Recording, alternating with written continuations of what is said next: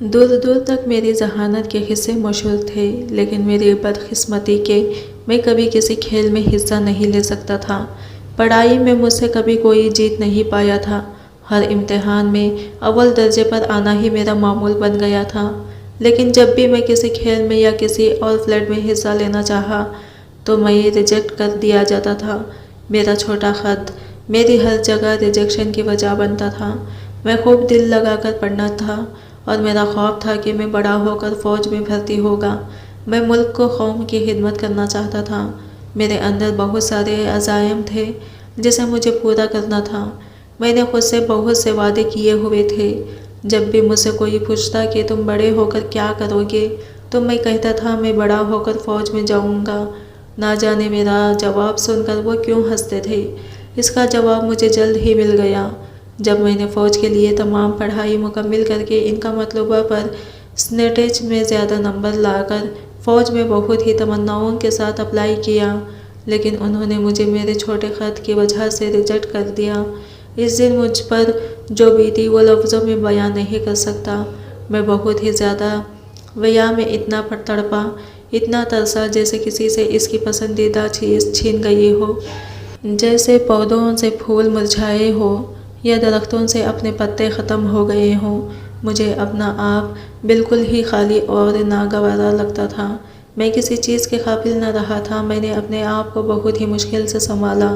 میرے اماں ابا نے میرا دھیان بٹانے کی خاطر مجھے خالہ کے گھر روانہ کر دیا۔ خالہ کے یہاں بہت سارے کھیت تھے جہاں میرا دل بہل جایا کرتا تھا اور ان کے بچے میرے ہم عمر تھے۔ پورا دن گزر جاتا کرتا تھا۔ وہاں مجھے خالہ کی بیٹی بہت پسند آ گئی اور مجھے جیسے اس سے عشق ہو گیا۔ ابھی یہ عشق کا رخ ختم نہ ہوا تھا کہ میں نے دوسرا رخ پال لیا۔ خالہ کی بیٹی کو یہ بات نہیں پتہ تھی کہ میں اس سے دل ہی دل میں بے پناہ محبت کر بیٹھا ہوں۔ کئی بار میں نے اسے دبے لفظوں میں بتانے کی کوشش کی، مگر وہ بدھو کبھی سمجھ ہی نہ پائی کہ میں اس سے کیا کہنا چاہتا ہوں۔ وہ مجھے اپنے بھائیوں کی طرح بھائی سمجھتی تھی۔ بھائیوں کو کھانا دیتی تو مجھے بھی کھانا دیتی تھی۔ بھائیوں سے مذاق کرتی تو مجھ سے بھی مذاق کرتی تھی۔ مجھے اس کا چنچل رویہ بہت پسند تھا۔ گھر میں ادھر سے ادھر گھومتی تو لگتا تھا بہار آ گئی ہے، لگتا تھا پودوں میں پھول دوبارہ سے کھلنے لگے ہیں، درخت دوبارہ ہرے بھرے ہو گئے ہیں، ہر طرف ہریالی ہی ہریالی نظر آتی تھی۔ مجھے خبر نہ تھی کہ محبت اتنی حسین ہو سکتی ہے، مگر کیا خبر تھی کہ محبت اتنی قاتل بھی ہو سکتی ہے۔ مجھے لگا مجھے بالکل بھی وقت ضائع نہیں کرنا چاہیے۔ میں نے فوراً اپنی اماں بات کر کے رشتہ بھیجنے کا اصرار کیا۔ میری اماں میرے لیے میرا رشتہ تو وہاں لے گئی، لیکن نہ جانے ان کے چہرے پر تسلی اور خوشی نہ تھی۔ نہ جانے انہوں نے ایسا کیا کہا تھا کہ میری ماں پریشان تھی۔ بہرحال میری منگنی میری خالہ کی بیٹی سے طے پا گئی اور اماں نے خالہ کی بیٹی کو انگوٹھی پہنائی، لیکن میری اماں خوش نہ تھی۔ مجھے لگا آسیہ انہیں پسند نہیں ہے، لیکن میری محبت کی وجہ سے انہوں نے یہ رشتہ کر دیا ہے اور میں اپنی محبت پہ جانے کی خوشی میں مگن تھا۔ کچھ دنوں بعد میرے سر پہ ایک اور پہاڑ ٹوٹا۔ مجھے سمجھ نہیں آتا تھا کہ میری قسمت مجھ سے کیا چاہتی ہے۔ میری خالہ کی بیٹی نے میری منگنی کی انگوٹھی واپس بھجوا دی اور وجہ پھر وہی رہی کہ میرا خط چھوٹا ہے، کیونکہ خالہ کی بیٹی کا خط مجھ سے بڑا تھا۔ وہ اس شرمندگی میں ساری زندگی نہیں گزارنا چاہتی تھی کہ میرا خدان سے چھوٹا ہے۔ وہ کہتی تھی کہ لوگ مجھے کہیں گے کہ میں بولنے کی بیوی ہوں۔ میری ذہانت بھی میرے بونے کی چھپا نہ پائی۔ میرا دل دنیا کی ہر چیز سے اچٹ گیا تھا۔ مجھے لگتا تھا یہ ساری دنیا مجھے بونا بونا کہہ کر پکار رہی ہے۔ جس دن میری منگیتر نے انگوٹھی بھجوائی تھی وہ رات مجھ پر بہت زیادہ بھاری تھی۔ مجھے لگ رہا تھا کہ ساری دنیا میں ایک اکیلا ہی بونا ہوں جو کہ دنیا کی حقارت اور مذاق کا نشانہ بن رہا ہوں۔ میں کہیں دور جانا چاہتا تھا، دنیا کی نظروں سے، تمام رشتہ داروں کے لفظوں سے۔ میں ایک ناکام شخص تھا۔ میرا دل چاہتا تھا کہ بس میں جادو کی چھڑی گھماؤں اور میرا خط تمام لوگوں سے بہت اونچا ہو جائے۔ میں نے ارادہ کیا کہ اپنے بچپن کی دوست کے پاس کچھ دنوں کے لیے رہنے چلا جاؤں، اور پھر میں نے اپنا کچھ ضروری سامان باندھا اور اپنے دوست کے گاؤں میں رہنے چلا گیا۔ وہاں زندگی کچھ سکون میں تھی۔ میں نے جب اپنے دوستوں کو اپنی تمام کہانی بتائی، اس نے مجھے مشورہ دیا کہ اس کے گھر کے پاس ایک حکیم ہے جو کہ اس طرح کی بیماریوں کا علاج کرتے ہیں اور ان سے تمام لوگوں کو ہمیشہ فاقہ ہوتا ہے۔ میں نے کہا میں بھی اپنی قسمت آزماتا ہوں۔ میں جب ان حکیم کے پاس گیا تو انہوں نے مجھے 6 مہینے کا وقت دیا ہے۔ میں ان کی بتائی ہوئی دعائیوں کو پابندی سے لیتا ہوں اور مجھے یقین نہیں آتا کہ دن بہ دن میرا قد کیسے بڑھتا جا رہا ہے۔ مجھے لگتا تھا وہ حکیم کوئی انسان نہیں، جادوئی ہستی ہے۔ میں بہت خوش تھا۔ علاج کے بعد میں اپنے گھر واپس آ گیا۔ مجھے دیکھ کر میرے گھر والے جیسے دنگ رہ گئے۔ میرے علاقے کے سارے لوگ مجھے دیکھ کر واہ واہ کرنے لگے۔ مجھے یقین نہیں آ رہا تھا کہ یہ وہی لوگ ہیں جو میرے چھوٹے ہونے کی وجہ سے مجھے ہر وقت طنزیہ نظر سے دیکھتے رہتے تھے۔ آج وہ مجھے دیکھ کر اش اش کر اٹھتے ہیں۔ ایک تو میں بلا کا ذہین تھا، دوسرا میرا قد اتنا اونچا ہو گیا تھا کہ کئی لوگ تو مجھے مسیحا سمجھنے لگے تھے۔ اتنی عزت پا کر میں پھولے نہیں سماتا تھا۔ یہ دنیا بھی کیا چیز ہے، دکھاوے کی دنیا ہے بس۔ مگر مجھے ایک بات کا بہت افسوس تھا، میری خالہ کی بیٹی جسے میں بہت پسند کرتا تھا، اس نے کہیں اور شادی کر لی تھی۔ میں سوچتا تھا کہ وہ مجھے دیکھے گی تو مجھے ٹکرا کر بہت پچھتائے گی، کیونکہ مجھ سے ذہین اور چاہنے والا شوہر اسے نہیں مل پاتا۔ انہی دنوں ہمارے علاقے میں یمیانیے کے لیے الیکشن ہونے جا رہے تھے۔ میں نے فیصلہ کر لیا کہ ایک تو میں اتنا تعلیمی یافتہ ہوں اور دوسرا مجھ میں ہر طرح کی خوبی موجود ہے کہ میں یمیانیے بن سکوں۔ میں نے الیکشن میں حصہ لینے کا فیصلہ کیا اور لوگ تو میرے شیدائی ہوئی ہو چکے تھے۔ انہیں لگتا تھا میں کوئی معجزہ کروا کر آیا ہوں اور میں علاقے کے حالات بھی بدل دوں گا۔ میں یمیانیے سلیکٹ ہو گیا اور اس دن دوبارہ میری خوشی کی انتہا نہیں رہی۔ میری زندگی میں اب صرف ایک ہی کمی رہ گئی تھی اور وہ تھی میری محبت، اور مجھے لگتا تھا کہ پیسہ اور ذہانت ہر چیز کو خرید سکتا ہے۔ میں نے وہی کیا۔ میں نے اپنی خالہ کی بیٹی کے شوہر سے مراسم بڑھانے شروع کر دیے۔ وہ مجھ سے ذہانت میں اور تعلیم میں ہر چیز میں بہت کم تر تھا، اور یہ بات وہ بہت اچھے طریقے سے جانتا تھا۔ میں نے اس کا بھروسہ جیتنے کی خاطر اسے ایک بہت اچھی پوسٹ پر ملازمت دے دی۔ میں نے بہت سوچ سمجھ کر سب سے پہلے اپنی خالہ کی بیٹی کے شوہر کا بھروسہ جیتا تھا، پھر اسے ایسی پوسٹ ملازمت دی تھی جسے چھوڑنے کا وہ سوچ بھی نہیں سکتا تھا۔ کچھ عرصے میں نے اسے بتا دیا کہ تمہاری بیوی میری خالہ کی بیٹی ہے، اور میں انجان رہا کہ یہ بات مجھے ابھی کچھ دنوں پہلے ہی پتہ لگی ہے۔ میں آہستہ آہستہ اس کے دل و دماغ میں اس کی بیوی کے لیے زہر گھولنے لگا، اور بالآخر اس نے اپنی بیوی کو طلاق دے دی تھی۔ وہ دن میری اگلی کامیابی کا دن تھا، کیونکہ میں نے اتنے عرصے سے اسی دن کے لیے محنت کی تھی۔ نہ ہی مجھے اپنی محبت خالہ کی بیٹی کو پانے کا شوق ہوتا، اور نہ ہی میں یمیانیے بن کر اپنی خالہ کی بیٹی کا گھر توڑواتا۔ نہ تو مجھے ایڈمن بننے میں کوئی دلچسپی تھی، اور نہ ہی علاقے کی خدمت میں کرنے میں یہ اپنی خالہ کی بیٹی سے دوبارہ شادی کرنے کے لیے کیا تھا۔ اب میں خاموشی سے تماشا دیکھ رہا تھا۔ میری خالہ کی بیٹی عدت میں تھی، ساری برادری اس پر تھوک رہی تھی، کیونکہ ایک طلاق یافتہ عورت کی ہماری برادری میں کوئی عزت نہ تھی۔ مجھے لگا میری تمام تر بے عزتی کا بدلہ لے لیا گیا ہے۔ مجھے یقین ہو گیا تھا کہ خدا ہر چیز اپنے وقت پر لوٹا دیتا ہے۔ میں اس کے لیے خوش تھا کیونکہ میں اپنی خالہ کی بیٹی سے شادی کرنا چاہتا تھا۔ کچھ دنوں بعد میں نے اپنی اماں سے خالہ کی بیٹی سے شادی کرنے کا ارادہ ظاہر کیا۔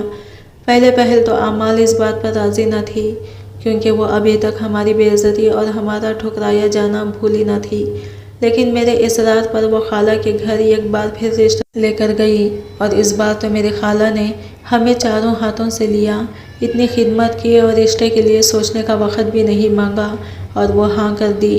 میں بہت خوش تھا۔ آخر وہ دن بھی آ ہی گیا جس دن ہماری شادی تھی۔ تمام رسومات کے بعد میں اپنے کمرے میں داخل ہو ہی رہا تھا کہ میرے کانوں میں میری خالہ کی بیٹی یعنی میری بیوی آسیہ کی آواز آئی، اور میں رک گیا۔ وہ فون پر باتیں کر رہی تھی اور رویے جا رہی تھی، اللہ کے واسطے دے رہی تھی کہ وہ اس کی زندگی نہ برباد کریں۔ میں نہیں جانتا تھا کہ فون پر اگلی طرف کون ہے، لیکن مجھے بہت غصہ آ رہا تھا اور میرا دل چاہ رہا تھا کہ میں جا کر ابھی اسے طلاق دے دوں۔ آسیہ مجھے بہت ہی عزیز تھی، لیکن یہ کیا ہو گیا؟ کیا آسیہ کا کسی سے ناجائز تعلق تھا جو مجھے بتانا نہیں چاہ رہا تھا؟ میں کچھ دیر وہی صحن میں بیٹھ گیا اور سوچنے لگا۔ اتنے میں ہی میرے گھر والوں نے مجھے اکیلا دیکھا تو مجھے زبردستی آسیہ کے پاس کمرے میں بھیجا۔ وہ تمام لوگ شوق موڑ میں تھے۔ इन्हें मेरे हाल का कुछ भी मालूम न था। मैं कमरे में जाकर एक तरफ होकर बैठ गया। आसिया ने मुझसे बात करने की बहुत कोशिश की, लेकिन ना तो मैंने इससे बात की और ना ही इसे मुंह दिखाई दी। मेरे इस रवैये पर काफ़ी परेशान नज़र आ रही थी, लेकिन मेरा दिल इससे उचट गया था। मुझे लग रहा था कि वह किसी से ताल्लुक़ रखती थी और वह इसे ब्लैकमेल कर रहा था। अपने इस अंदाज़े पर मुझे 100% यकीन था, इसीलिए मैंने इससे बात भी ना की और एक तरफ मुंह करके सो गया। आसिया को मेरा ये रवैया समझ न आया और आधी रात को जब मेरी आँख खुली तो मैंने इसको रोते हुए पाया।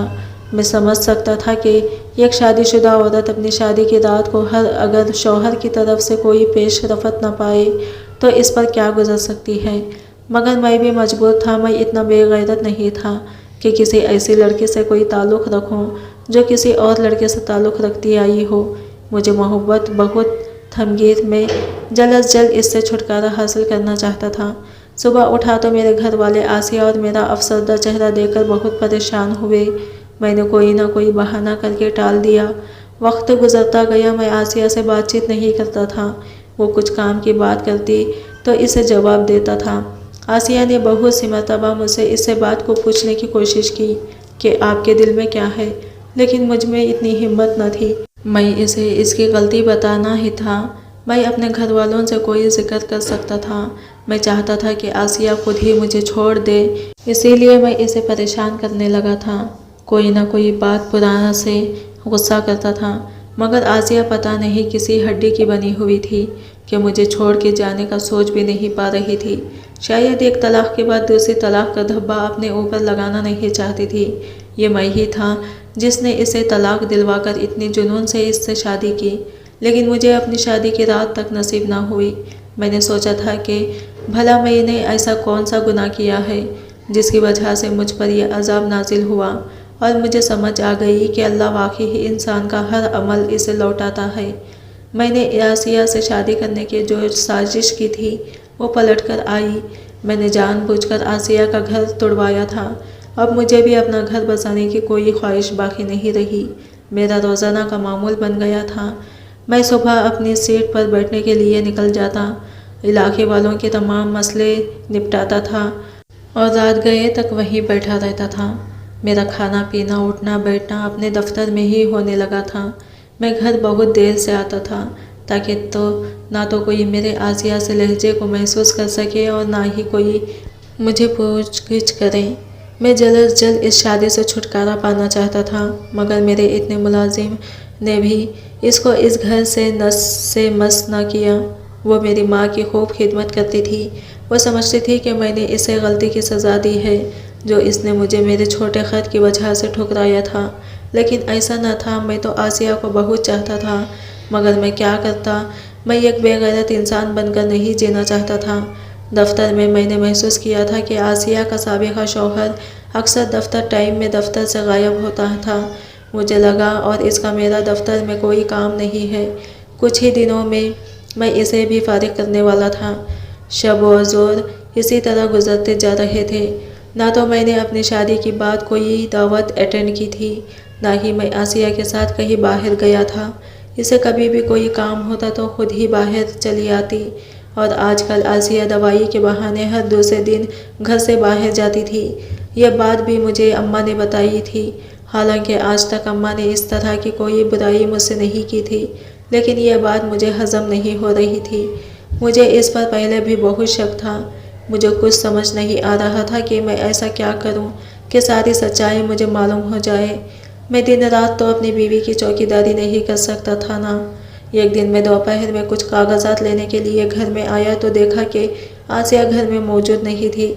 माँ से पूछने पर पता चला कि आसिया करीब में कहीं डॉक्टर को दिखाने गई है। मैं जब दराज में से कागजात तलाश कर रहा था तो वही मुझे आसिया का मोबाइल नज़र आया। मैंने वहीं बैठकर तमाम फ़ोन कॉलर्स मैसेज देखे, जिससे मुझे पता चला कि आसिया आज भी किसी से मिलने गई है। मेरी हालत गुस्से से बहुत बुरी थी। मैं फ़ौरन आसिया के मैसेज में बताए हुए पते पर पहुंचा, और ये मैंने वहाँ क्या देखा, आसिया अपने साबिक़ा शौहर से वहाँ बात कर रही है। शुक्र आसिया ने मुझे नहीं देखा था। मैं तो इसके साबिक़ शौहर की बातें सुनने में कामयाब हो गया। आसिया इससे मिन्नतें कर रही थी कि तुम मुझे ब्लैकमेल करना छोड़ दो। मैं अब तुम्हारी किसी धोखे के में नहीं आऊँगी। और इसका साबिक़ा शौहर इससे कह रहा था कि अगर तुमने मेरी बात ना मानी तो मैं तुम्हारे शौहर को बता दूंगा कि तुम एक बांझ औरत हो और तुमसे कभी ऐसे औलाद नहीं हो सकती। मैं जहाँ खड़ा था वहीं बैठ गया। समझ नहीं आई कि मुझे क्या करना चाहिए। मैं खामोशी से वहाँ से घर चला गया। मुझे क्या खबर थी कि आसिया मुझसे ये बात छुपा रही है। मैं तो समझा था मेरी बीवी बदचलन औरत है, मगर वो तो मेरे ही डर से अपने साबिक़ा शौहर से मिलती थी कि कहीं हमारा रिश्ता न टूट जाए। मेरी बीवी इसे भी बता रही थी कि वो मुझसे बहुत मोहब्बत करती है, इसी वजह से मुझे खोना नहीं चाहती। जब आसिया घर आई तो मुझे घर में पाकर हैरत में आ गई। मैंने दफ्तर वापस जाने का इरादा मुलतवी कर दिया था और आसिया को खाने के बाद कमरे में बुलाया। इससे बात करना था। आसिया बहुत ही हैरान हुई क्योंकि इससे पहले मैंने इससे कभी बात ना की थी। फिर मैंने इसे शादी की रात से लेकर तमाम कहानी बताई। आसिया बहुत रोने लगी कि अल्लाह ने मुझे औलाद न देकर इस बात की सज़ा दी है कि मैंने तुम्हें छोटे ख़त की वजह से ठुकराया था। काश आसिया मुझे पहले ही ये सब बता देती तो मैं इसे कभी भी ना ठुकराता, क्योंकि मुझे आसिया से बेपनाह मोहब्बत थी और मुझे अल्लाह पर पूरा यकीन था कि अगर मेरे नसीब में औलाद होगी तो मुझे आसिया से ही औलाद होगी। इसी तरह हम दोनों को अपने अपने किए की सज़ा मिली, लेकिन अल्लाह का शुक्र है कि किसी बड़े कदम उठाने से पहले ही मुझे तमाम सच्चाई का पता लग गया और अब हम बहुत खुश से ज़िंदगी गुजार रहे हैं। आज की कहानी आपको कैसी लगी कमेंट करके ज़रूर बताइएगा और वीडियो अच्छी लगी है तो लाइक शेयर ज़रूर कीजिएगा और हमारा चैनल हिना की आवाज़ को ज़रूर से सब्सक्राइब करें फ्रेंड्स। मिलते हैं अगले न्यू वीडियो के साथ, तब तक के लिए अल्लाह हाफिज़।